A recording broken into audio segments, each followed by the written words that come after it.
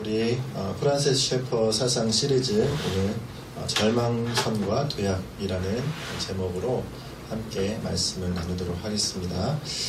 네, 우리 프란시스 셰퍼 이제 말만 들어도 머리가 아픈 사람으로 여겨질지는 몰라도 정말 한 번 더 오늘 강조를 드리겠습니다. 아까 우리 김장 집사님께서 기도해 주신 것처럼 절대 우리와 무관한 것을 우리가 이 시간 다루는 것이 아니고 정말 지금껏 흐르고 있는 사상의 배경이 무엇인지를 알면 우리의 삶에서 이것들에 대해서 아까 이 세대를 분별해야 되잖아요. 분별할 줄 아는 눈이 생기게 되어지죠. 오늘 그것에 대해서 오늘 좀 깊이 있는 이야기들을 하게 되어질 텐데 여러분 그래서 꼭 이 시간 기도해 주시고 또한 기도하시는 마음으로 함께 대하셔서 하나하나 이해해 가시면 좋을 것 같습니다. 지난주에 우리가 절망선에 대한 이야기를 이제 했는데 오늘 도약까지 한번 가보도록 할 겁니다. 특별히 이제 절망선에 대한 저희가 복습을 해야 될 필요가 있어요. 이걸 계속 저희가 이어가는 상황이기 때문에 잠깐씩 복습을 좀 해보도록 하겠습니다. 그리고 토마스 아퀴나스는 이제 좀 익숙하죠. 토마스 아퀴나스에게서 나왔던 도식이 있었습니다. 그 도식이 뭐냐면 아래 하층부는 자연 그리고 상층부는 은총으로 보는 도식입니다. 그 이유는 그 중세시대가 저렇게 보고 있었기 때문이죠. 상층부와 하층부, 특히나 그 중에 상층부의 은총에 대한 부분에 있어서의 강도가 매우 강했기 때문에 중세시대 때는 자연에 대해서는 관심이 없었다. 근데 이제 토마스 아퀴나스가 했던 도식이 뭐죠? 이 도식 안에서 자연의 자유를 주었던 거죠.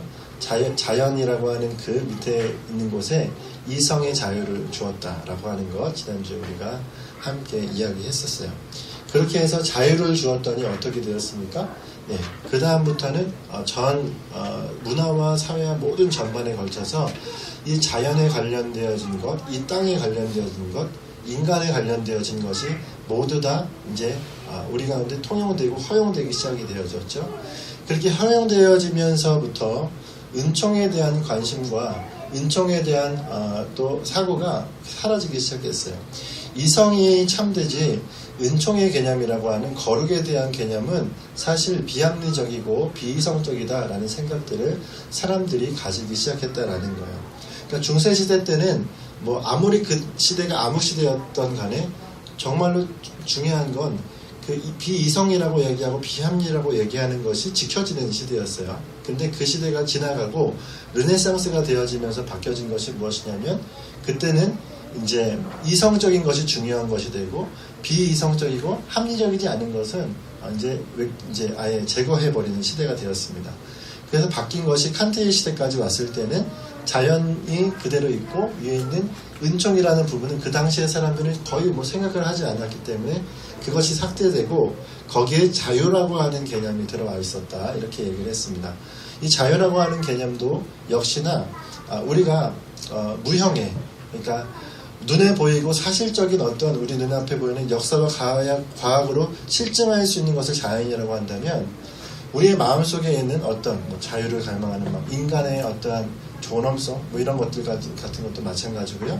이러한 이념적인 부분들은 설명하기 힘든 것들 그런 것들을 상층부로 두었다는 것이죠. 자 그렇게 생각했을 때요. 이 시대의 철학을 뭐라고 얘기하냐면 철학적 인본주의라고 얘기를 합니다.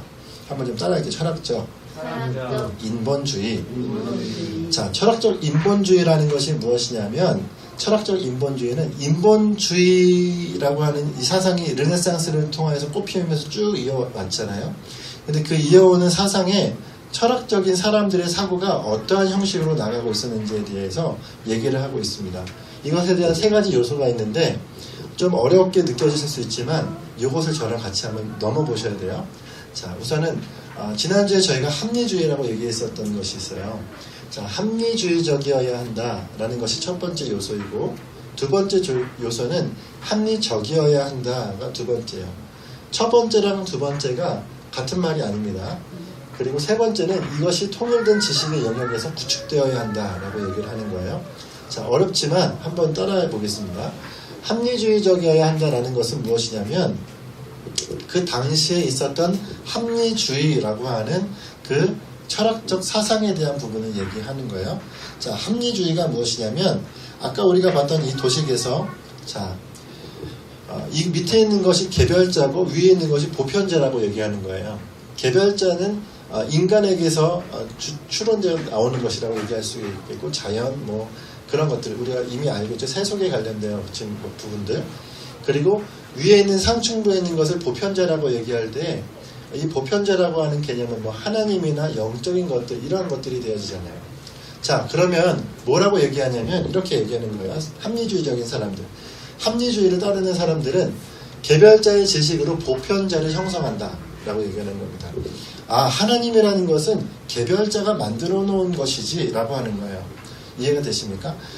또 영적이라고 얘기하는 것들, 그런 것들은 사람들이 모여서 만든 신화지 이런 식으로 표현을 하는 것입니다. 이해가 되시죠?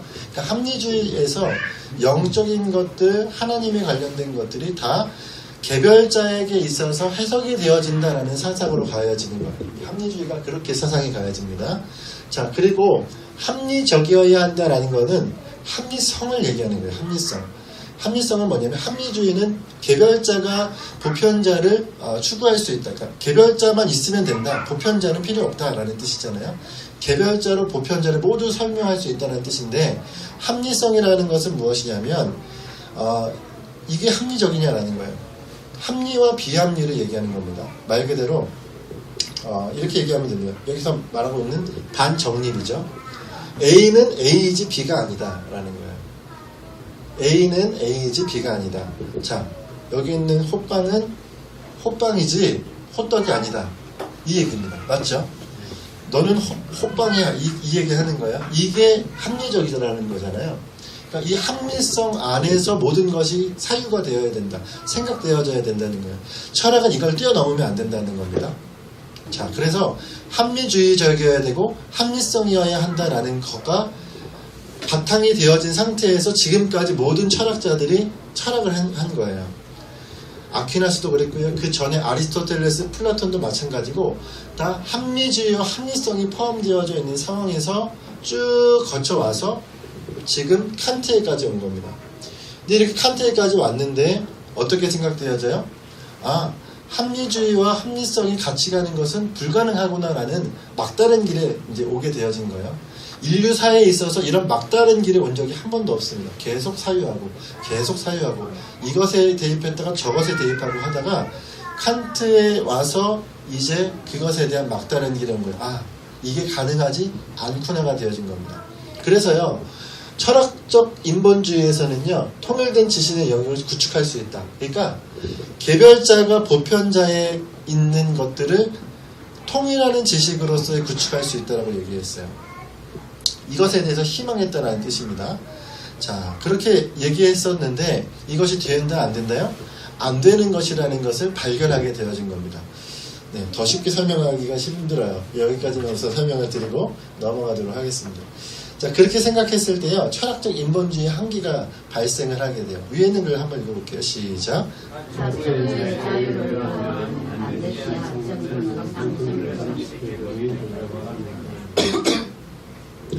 하층부의 자유를 부여하면요, 반드시 하층부는요, 상층부를 잠식해버린다. 이 공식대로 해서 밑에 있는 자연에는요, 자연은 지난주 얘기했죠. 자연, 그러니까 과학을 설명했을 때 근대 과학, 처음 과학은 성경적이었나요? 비성경적이었나요? 기독교적이었습니다. 맞죠? 성경 안에서 근거해서 나왔어요. 왜냐하면 모든 것이 합리적인 원리 안에서 들어가야 되기 때문입니다. 맞죠? 자율이라고 하고 이성이라고 하는 것은 이런 기계적인 것을 타파해요. 맞죠? 자유로워야 한다라고 되어지잖아요. 인간의 거기에 자유를 부여했으니까. 근데 자연을 파봤더니 물리학이 나오고 사회학이 나오고 심리학 같은 것들이 나오는데 이 모든 영역 안에서 다 어떠한 하나님에게로부터 그 초월자에게서부터 오는 공식이 있다라는 거예요. 이 땅을 움직이는 설계들이 있었다라는 거죠. 그렇기 때문에 자연을 계속 파서 이성으로 계속 탐구해보고 사유해봤더니 결국에 위에 있는 하나님도 지고 사랑도 지고 도덕도 지고 다 지어지는데 결국 이들이 맞닥뜨리게 되어지는 건 결정론이라는 거예요. 아, 내가 자유롭지가 않구나 라는 거, 누군가 결정해 놓았구나, 이해가 되시죠? 그러니까 인간이 기계론적인 인간론이 나오게 되어지고 지난주에 말씀드린 것처럼 헤겔의 이러한 이분법적인 생각들이 나중에는 마르크스에게로 가서 공산주의적인 사상들도 나타나게 되어지는 그러니까 이러한 사상들이 되어지는 겁니다. 그러니까 자유를 부여했더니 자율이 되지 않는 상황에 놓여진 것이 바로 이 인본주의의 한계라고 얘기할 수가 있는 것이죠. 자, 이해가 되시죠? 지난주에 다 들었던 설명들이에요. 자, 그렇게 했을 때요. 헤겔이 제안했던 그 제안의 모습이 이겁니다. 반정립, 아까 얘기했었던 호빵은 호빵이지 호떡이 아니야. 이것을 버리자라는 거예요. 자, 이 합리성이라고 하는 거는 취득하되 합리주의는 버리자 이렇게 얘기하는 거예요.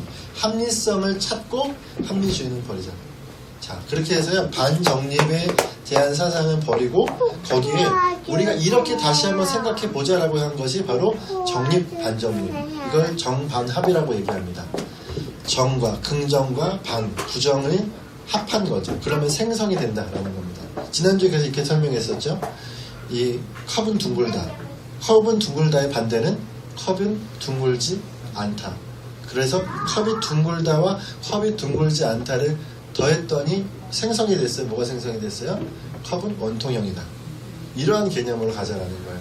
전혀 다른 개념이죠. 그전까지의 모든 철학적 사고에서는 이 사고가 없었어요. 근데 지금 헤겔에서부터 왔을 때는 전혀 다른 사상과 사유가 되어지는 겁니다. 정립과 반정립으로 인하여서 사물을 평가하게 되어지는 거죠. 이렇게 생각하자고 얘기했을 때, 자, 여기서 이거는 지금까지 얘기했었던 합리주의가 계속 이어져 가는 것이 아니라 합리주의는 이제 포기합니다. 그가 되는 것이고 여기서부터 우리는 그냥 합리성만 찾아갑시다. 이렇게 되어지는 거예요. 합리성은 잃지 맙시다. 그렇게 되어지면요. 합리주의를 잃게 되면은 사실이 아니어도 상관이 없는 거예요. 예를 들면 사실이 아니어도 상관없고 역사적인 것이 아니어도 상관없고 과학적이지 않아도 상관이 없게 되어집니다. 자, 하지만 그 안에 있는 합리만은 가지고 갑시다. 이렇게 되어지는 거예요. 자, 어렵게 느껴질 수 있겠지만 자, 이것에 와서 키에르케고르가 이렇게 얘기합니다. 키에르케고르의 절망선이 이제 나타나죠. 자, 통일된 지식의 영역에서의 희망을 포기한다. 이 얘기가 무엇이냐면 더 이상 우리는 합리주의를 쫓아서 꼭 이것이 정확하게 내 눈앞에 합리가 되어지지 않아도 이것에 대해서 희망을 잃지 않아야지. 이 얘기를 하는 겁니다. 통일이 되어야 한다는 것에 대해서 이제 우리는 생각하지 않겠다. 이 얘기예요. 그러면서 여기 우리는 합리성만을 쫓아가겠다. 이 얘기를 하고 있는 것입니다. 자, 그렇게 얘기했을 때 이렇게 한번 도식을 살펴볼 수가 있어요. 어떻게 이어져 가냐면 처음에 자연과 은총에서 시간이 지나면서 자연과 자유가 되어지죠. 자, 거기에다가 이제 나중에는 어떻게 되냐면 우리는 뭐야? 이게 안 되잖아요. 이게 통일이 되지 않아요. 위에랑 아래랑 통일이 되지 않는 것을 보고서 우리는 이제부터 합리성만 쫓습니다. 그리고 합리적이지 않은 것은 쫓지 않습니다. 자, 이해가 되시죠? 합리성과 비합리성으로 이렇게 나누게 되어지는 거예요. 자, 합리성만을 쫓는다고 했을 때 이 합리성 안은 뭐예요? 긍정과 부정 이것을 합하여서 생성이라고 하는 것이 나타나는 거예요. 이것이 합리성이라고 하는 거예요.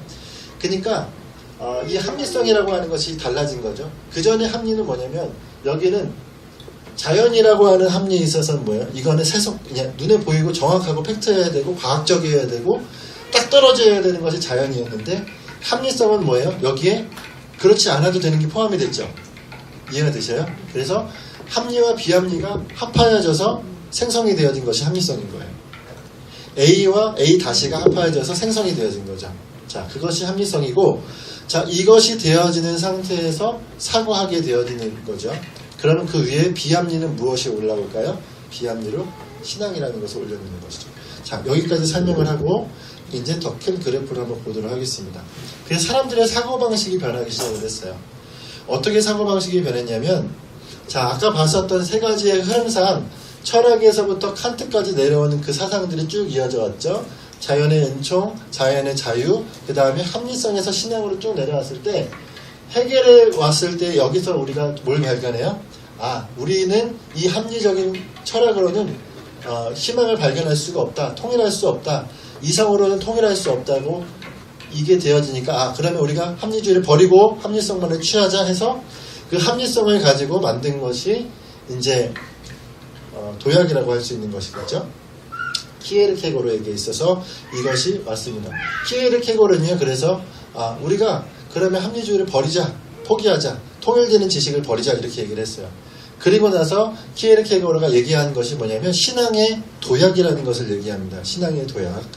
자, 신앙의 도약에 대해서 잠깐 설명해 드리기 전에 이런 해결의 사고방식이 미술계와 음악계와 일반 문화나 나중에 신학에까지 물들게 되어져요. 그래서 여러분이 헷갈리지 말으셔야 되는 것이 무엇이냐면 종교개혁으로 나타난 개신교, 우리가 믿는 프로테스탄티즘과 예를 들면 같은 우리 이제 노선이지만 칼바르트 신학이 또 있어요. 칼바르트 신학은 전혀 다른 거예요.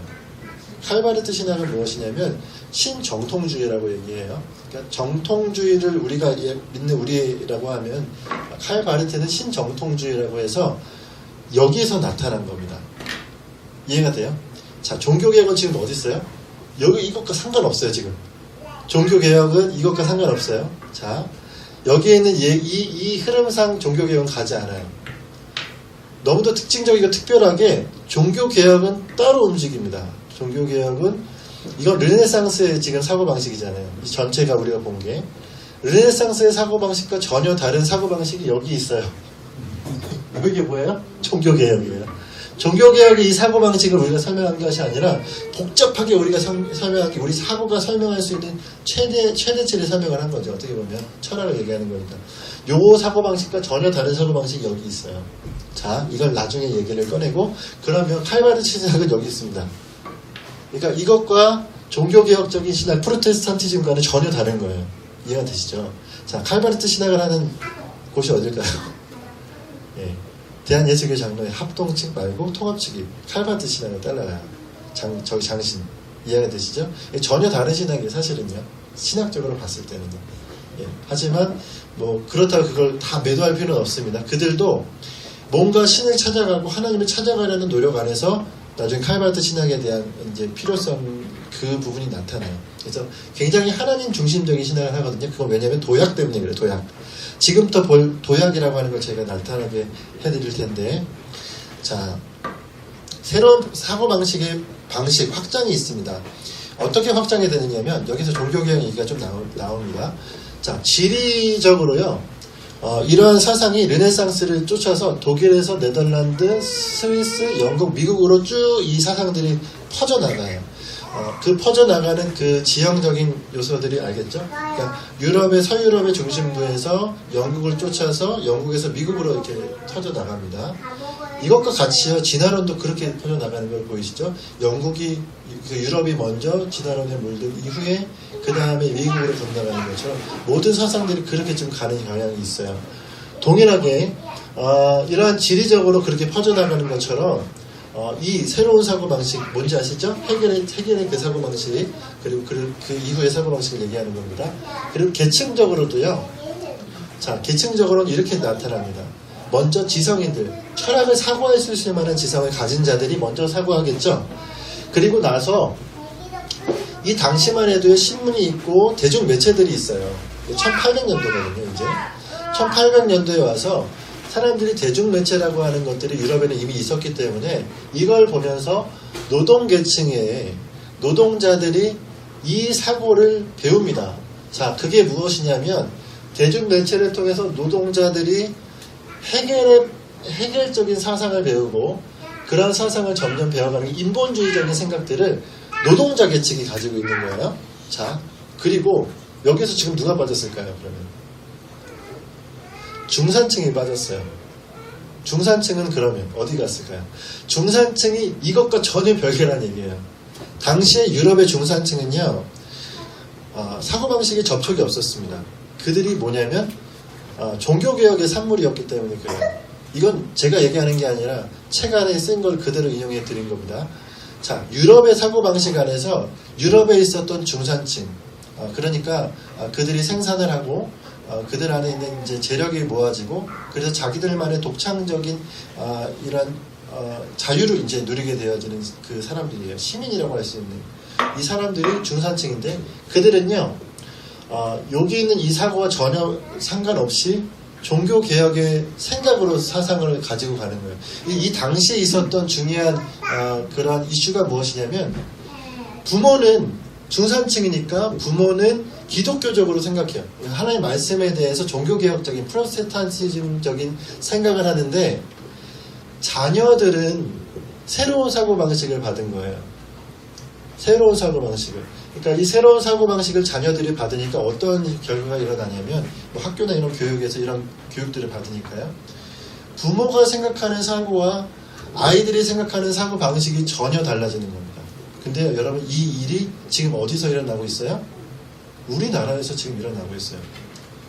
한번 생각해 보십시오. 우리 가정을 생각해 봤을 때 우리 가족이 기독교를 믿고 믿음의 가정을 세워가는데 어느 순간 내 자녀와 대화가 안 돼. 근데 그 대화가 안 되는 것이 그냥 대화가 안 되는 것이 아니라 사상적 접근 자체가 안 되는 거예요. 이해가 되시나요? 나는 성경 말하니까 동성애가 전혀 절대 반대인데 우리 아이들은 갑자기 동성애가 가능하다는 거예요. 맞죠?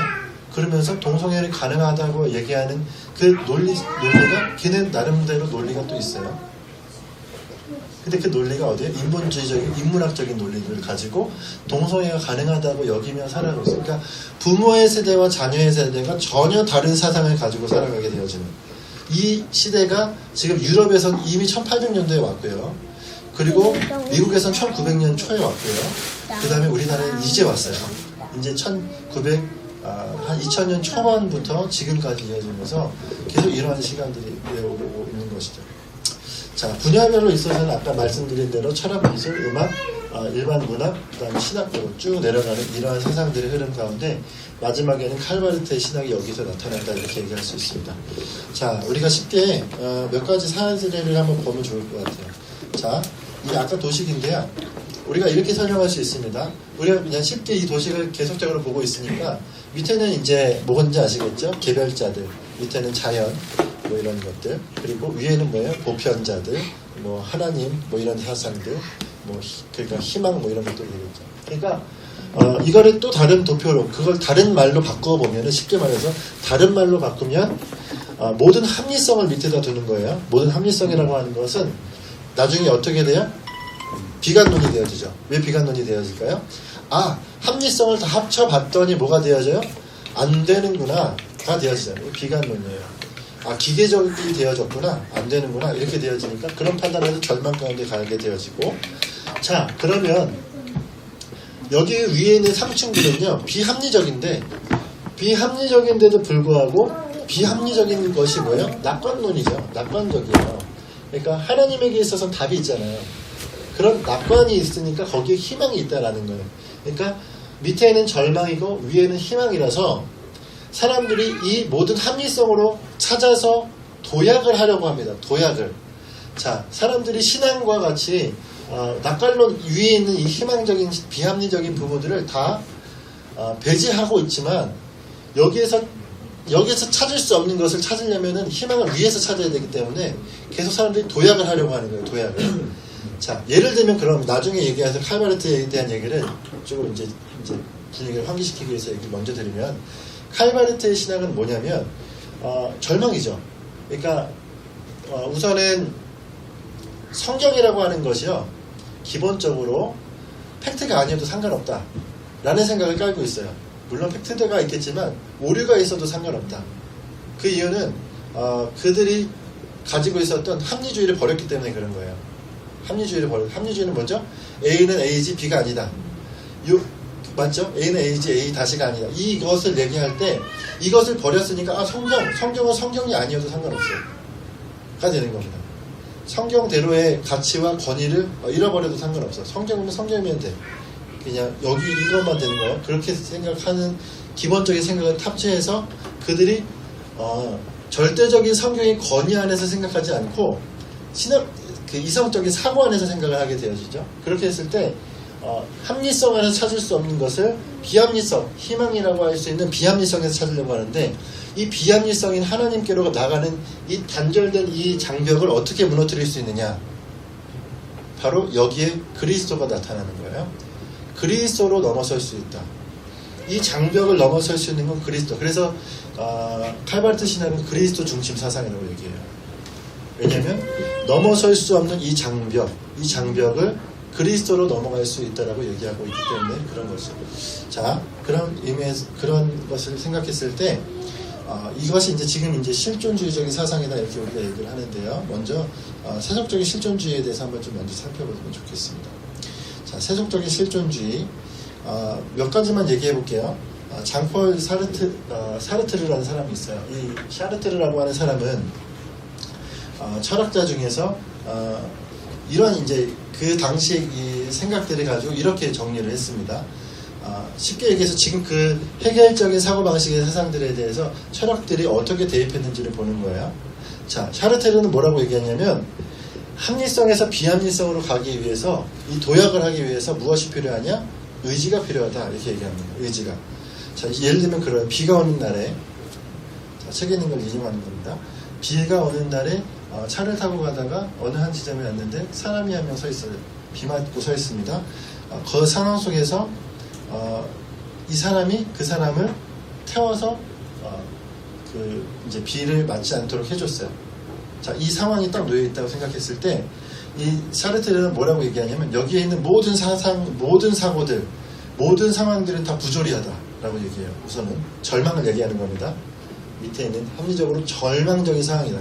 그러니까 부조리한 상황에 모두 비 오는 상황도 그렇고 이 모든 상황은 다 부조리한데 그 중에 이 위에 있는 비합리, 여기 있는 희망이라고 하는 것이 무엇이냐면 그것은 그 운전자가 가지고 있었던 의지다라는 거예요. 그 의지가 바로 그 사람을 태우게 했다라는 거죠. 그것이 중요하지 나머지 다 부조리. 이렇게 이제 해석을 하는 거죠. 이해가 되시죠? 어렵지 않죠? 자, 근데 이것이 얼마나 잘못된 사상이냐면 그러면 비가 오는 날 차를 타고 가도 그 사람이 서 있지만 그냥 지나갈 수 있잖아요. 그냥 지나가는 것도 그 사람의 의지가 아니냐 라고 얘기하면 할 말이 없는 거죠. 이 샤르테르는 이 정도까지 우리가 설명할 수 있는 거예요. 자, 그 다음이 나온 사람이 야스퍼스라는 사람이에요. 이 야스퍼스라는 사람도 동일하게 이 합리성에서 비합리로 도약을 하려고 했습니다. 희망을 찾으려고 했어요. 절망에서 희망을 어떻게 찾느냐? 그에게 희망을 찾는 방법은 한계 체험이라고 얘기했습니다. 이 한계 체험이라고 하는 것이 무엇이냐면 무엇인가 나에게 체험이 있으면 그때 나는 희망을 찾게 된다는 거예요. 그래서 이 사람이 얘기했던 이 한계 체험이라고 하는 것을 정말 경험한 사람이 있어요. 그래서 어떠한 자매가 학교를 다니다가 연극을 어느 날 보러 갔는데 연극을 보러 가서 그 연극을 보는 중에 정말 이 영적인이라고 할 수 있는 체험을 한 거야. 뭔가 좀 이렇게 내가 여기에서 뛰어넘는 어떤 희망을 발견하게 된 거죠. 너무 기뻐서 야스퍼스에게 찾아가서 내가 이런 체험을 했다고 얘기하면서 이것이 이제 얘기했습니다. 근데 그 사람의 이 체험이 이틀을 가지 못하죠. 2년을 가지 못해요. 그 체험이 그 이후로 그 사람을 바꿀 수 없다라는 것 때문에 절망하게 되어진 거죠. 그 사람의 한계 체험을 한다고 해서 이 체험을 한다고 해서 뭐가 되어지는 것은 아니다라는 한계점을 또 여기서도 갖게 되어진 거예요. 그러니까 이 사람들이 계속 이렇게 희망을 찾아가면서 가고 있지만 역시나 이런 것에 있어서도 굉장히 문제점들이 나타나는 것이 이 철학들의 모습이죠. 자, 세속주의적인 이제 실존주의 안에서 실존주의 하면 빼놓을 수 없는 사람이 하이데거라는 사람이에요. 이 하이데거는요, 아까 있었던 이 밑에 있는 합리성에다가 아예 그냥 합리성을 불안으로 놨어요. 이 땅의 모든 건 불안에서부터 시작되는 거야. 왜 불안으로 놨는지 아시겠죠? 절망이라고 생각되어지는 것과 같은 내용입니다. 근데 이것이 예를 들면 우리가 귀신의 집을 들어갔을 때 무서운 걸 보고서 받는 두려움을 얘기하는 것이 아니라 모든 것에는 불안으로 풀어낼 수 있다 이렇게 얘기를 합니다. 자, 근데 이런 불안으로 풀겠다라고 하는 얘기도 이것에 대한 도약의 근거가 불안이죠. 다시 말해서 희망을 찾기 위해서 불안을 놓은 것이라는 이 큰 틀은 벗어날 수 없었다라는 겁니다. 결국 이 하이데거는요, 실존, 나라고 하는 실존에 대해서 굉장히 중요하게 생각했어요. 이해가 되죠? 지금 여기 있는 모든 것들은 다 그렇죠. 이게 요즘 우리가 살아가고 있는 이 시대적으로 봤을 때도 마찬가지입니다. 우리가 뭘 중요하게 여기죠? 나를 중요하게 여겨요. 맞죠? 기본적으로 내가 생각하는 것들, 내가 사고하는 것들이 더 중요하지 이 사고하는 것들로 희망을 보고 싶어 하죠. 그리고 그렇게 사고하고 싶어 합니다. 그러니까 우리가 그러한 부분에서 교회가 정말 교회로서의 역할에 대해서 잘 드러낼 수 있는 필요가 있는 것이 무엇이냐면 교회가 어떤 사람의 그 내적인 그 불안함, 예를 들면 내적인 불안함을 풀어주기 위해서 존재한다면 사실 진짜 교회의 목적을 다하는 것은 아니에요. 물론 그렇게 할 수 있죠. 하나님의 말씀이 그렇게 하시는 능력이 있으니까. 근데 이러한 이런 철학적인 방법론 안에서 누군가의 불안을 풀어주기 위해서 존재한다. 도약을 위해서, 희망을 찾기 위해서 교회가 존재한다. 그것은 교회로서의 진짜의 존재의 목적이라고 할 수가 없다라는 얘기를 할 수가 있겠죠. 자, 이렇게 얘기했을 때 세속적 실존주의가 이렇게 하면 종교적 실존주의는 칼 바르트에 의해서 이렇게 나타나게 되어집니다. 합리적이라고 하는 것이 이제 정의된 단어라고 얘기할 수가 있어요. 자, 예를 들면 밑에 있는 이 합리성이 정의된 단어는 밑에 있는 얘가 있죠? 부활, 십자가, 예수 뭐 이런 단어들은 정의가 되어진 단어들이죠. 정의가 되어진 단어들은 다른 말로 무엇이라고 얘기할 수 있냐면 역사적, 과학적으로 실증이 되어진 단어들이다 얘기할 수 있어요. 자, 정의된 단어, 역사적이고 사실적으로 실제가 되어진 단어를 밑에다 놓고 하지만 비합리적이고 내포적인 단어들을 위에다 놓는 거예요. 그래서 정의된 단어를 가지고 내포적인 단어들을 해석을 하는 거죠. 그래서 칼 바레트 이후에 틸리라는 신학자가 있는데 이 사람이 어떤 말을 했냐면 하나님 뒤에 숨어 계신 하나님이라는 얘기를 했어요. God behind God이라고 얘기했었나요? 하여튼 그렇게 얘기를 합니다. 하나님 뒤에 숨어있는 하나님이라고 하는데 하나님 앞에 있는 하나님은 여기서 정의된 하나님을 얘기하는 것이고 하나님 뒤에 계신 하나님을 뭘 얘기하는 거냐면 그것은 내포적인 하나님을 얘기하는 거예요. 그러니까 성경적인 하나님이 아니라 그런 이성적인 하나님을 얘기하는 겁니다. 사고하는 하나님. 그러니까 여기에서 개념이 아예 바뀌어지는 거죠.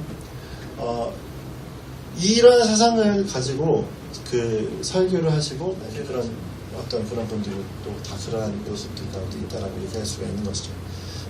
이것이 어떻게 보면 이러한 앞에 있었던 신존주의적인 신학과 그런 철학과 안에서 이루어지고 있는 사고들에서 이런 인본주의가 같이 가미되어진 종교가 나타나게 되어지는 거죠. 그러니까 기독교 안에 지금 우리가 믿는 이 기독교라고 하는 이 모든 범주 안에 종교개혁뿐만 아니라 그러니까 프로테스탄티즘뿐만 아니라 다양한 사상의 태제가 같이 섞여 있다는 걸 여러분 꼭 기억을 하셔야 돼요. 그래서 모두가 조금 같이 십자가와 복음을 쫓아간다고 얘기하지만 사실 복음을 쫓아간다고 얘기할 수가 사실은 없어요. 엄밀히 말하면 우리가 그것에 대해서 함구할 뿐이지 그 안에 있는 함의에 되어진 것이 다르기 때문에 그런 것이면 이해가 되시죠? 그래서 어떤 자들은 예를 들면 뭐 하나님에 대해서 얼마 전에도 얘기 드렸죠. 무슨 바라밀 보살 이상한 소리를 하는 사람이 있어요. 그 사람의 생각은요. 예수라고 하는 단어, 특징되어진 단어는 괜찮아. 하지만 그 안에 있는 의미는 내가 바꿀 거야. 이게 되어지는 거예요. 이것이 지금 있는 이 모습과 같이 되어지는 사상이다라고 얘기할 수가 있겠습니다. 자, 그렇게 생각했을 때요. 또 다른 상층부에 대한 경험. 이러한 이제 앞에 있었던 이 철학적인 태제들이 나중에 어떻게 가냐면 좀 약간 이제 극에까지 다다르게 되죠. 그것이 뭐냐면 이 이제 월더스 허슬리라고 하는 사람에게 있어서 이렇게 나타납니다. 합리적에서 비합리적으로 가는 요 이제 도약을요. 이 사람은 뭐라고 얘기하냐면 제1의 체험을 해야 된다. 이게 제1의 체험이 뭐냐면 아까 이게 한계 체험이 아니라 제1의 체험 이거는 약물입니다. 그래서 절망이라고 하는 것을 뛰어넘기 위해서 희망을 찾기 위해서 약물을 쓰는 거예요. LSD 그런 환각제 같은 거야. 이런 거를 써서 그 사람들이 저런 희망을 보게 하는 거. 이것이 이 사람이 썼던 책 안에 있어요. 그 사람이 그리고 임종을 맞이하기 전에도 그러한 생각들을 마지막에 이제 써내려갔었다고 이 책에서 기록을 하고 있습니다. 무슨 얘기인지 아시겠죠? 그러니까 사람이 이제 갈 때까지 간 거예요. 이게 절망을 이겨내기 위해서 환각제도 써도 상관없다. 그래서요, 지성인들 중에 이런 환각제를 쓰는 사람들이 대부분의 그 내면의 그 안에 있는 모습들을 보면은 다 이 올더스 허슬리의 말을 따르는 사람들이었어요. 그렇게 이렇게 따라가게 되어지는 거죠. 그러니까 사상이라는 게 굉장히 무서운 거예요. 이것이 옳다라고 해서 이렇게 따라가게 만드는데 사실 그 사람들도 모르는 거거든요. 그 사람들도 절망에 대해서 허우적거리고 이걸 뛰어넘지 못하고 있는데 여기에서 답을 찾으려고 하니 이게 말이 안 되는 것이죠. 자, 생각해보면 이제 좀 정리해볼까요? 우리의 편에서도 생각할 수 있는 겁니다. 만약에 우리가 우리 편에서 안 되는 것을 계속 가지고 도약을 해보려고 해서 진리를 찾아가려고 한다면 여러분 그거는요 결국 한계에 부딪힐 수밖에 없어요. 이런 내 편에서 내 이성적인 사고에서의 그것이 아니라 절대 은혜입니다. 하나님 은혜밖에 없어요. 예. 자, 오늘 요 얘기까지 하는 것이 아마 어려운 얘기들을 아마 이제 여기까지만 얘기하면 될 것 같아요. 다음 주에는 저희가 이제 그러면 하나님 앞에서 성경을 어떻게 얘기하는지, 종교개혁은 뭘 얘기하는지 얘기할 텐데 다른 방법이 없습니다. 하나님이 오셔야 되고요. 주님의 은혜가 임해야 되는 거죠. 교회가 이걸 까먹으면 안 되는 것이죠. 어떤 사람이 믿음을 그렇게 정의하더라고요. 뉴스엔저의 어떤 한 영상을 보니까 어떤 한 목사님이 정말 멋지게 영상이 참 아름답게 만들면서 얘기를 한 구절씩 하는데 참 젊은이들의 마음을 참 뜨겁게 할 만한 말들을 막 해요. 근데 그 사람이 얘기하는 거예요. 믿음은 사람의 생각 속에 많은 고심 끝에 그 사람이 맞닥뜨리는 것이 믿음이야. 굉장히 멋지게 말을 하죠. 사람의 고뇌의 끝에 그 고뇌와 고뇌를 더하여서 생각에 생각을 더하여서 그 사람의 마음 가운데 굳어진 것이 믿음이다. 말이 맞는 것 같아요? 틀린 것 같아요? 예? 그것이 바로 여기서 말하는 거죠. 이성이 계속 사유해서 굳어진 그것으로 우리는 희망을 찾을 수 있다. 이것이 인본주의적인 태제고 생각입니다. 그러니까 꼭 맞는 것 같고 그럴듯하고 정의를 쫓는 것 같고 뭔가 좀 대단히 아름다워 보이지만 사실 우리가 그동안 가려지고 우리가 그동안 계속 잘못된 시각으로 봐왔기 때문에 문제처럼 보여지는 사실 지금 보편적인 한국 교회 안에 더 귀한 것이 있어요. 이 얘기를 꼭 하고 싶은 겁니다. 개혁한다라고 해서 그렇게 신학을 하면서 가지고 가시는 분들 중에 그분들의 가지고 있는 신학적인 모습, 이분들의 신학은 굉장히 이제 자유주의적인 신학을 하고 계세요. 그 자유주의적인 신학을 하고 있는 것이 굉장히 멋져 보여서 젊은이들을 많이 쫓아가고 있어요. 근데 그 쫓아가고 있는 것이 답이냐? 그렇지 않고 사실 우리가 이러한 역사적 사상적인 생각들을 사유해 볼 때 종교개혁 쪽에 있는 것이 더 갑시다라는 거예요. 이미 답에 나와 있고 이걸 누리고 있는 사람인데 사실 이 누리고 있는 사람은 자기가 왜 누린지도 모르고 이렇게 살아가고 있는 게 참 그게 문제거든요. 이 문제에 대해서는 다음에 살펴보도록 하겠고, 하지만 여기에 있는 이것을 가지고 있는 그 안에 있는 사상과 그 안에 있는 이미 주어진 답이 더 중요하다. 더 중요하다. 이게 중요하다. 라는 것이 여기서 이제 말하고자 하는 전체적인 골자라고 얘기할 수 있겠습니다. 계속 사람이 주가 되게 만들고 사람이 왕이 되게 만들고 사람이 주인 되게 만드는 그 사상 안에서 사상을 사고하게 만드니까 사람들이 다 어디로 가겠어요? 그렇게 사고하고 사상하다가 그냥 저쪽으로 가게 되었어요. 이제 정리하겠습니다. 우리에게 예수 그리스도가 계십니다. 그분이 이미 오셨고 그분을 말미암아 우리는 이러한 너무도 어려운 이 사상들을 다 배워가면서 할 필요가 사실은 없어요. 하지만 이 세대가 너무도 악하기 때문에 이것이 어떻게 나타난 것인지를 알기 위해서 알아야 됐던 것이고, 이렇게 알면 이제 앞으로 어떻게 해요? 무엇이 더 중요한 것인지, 무엇이 우리 가운데 더 값지게 주신 것인지를 분별하여 그것을 바라보며 살아가시면 될 것 같습니다. 할렐루야. 그 뜻을 받들어서 우리 오늘 이 시간 함께 기도하며 나갔으면 좋겠습니다.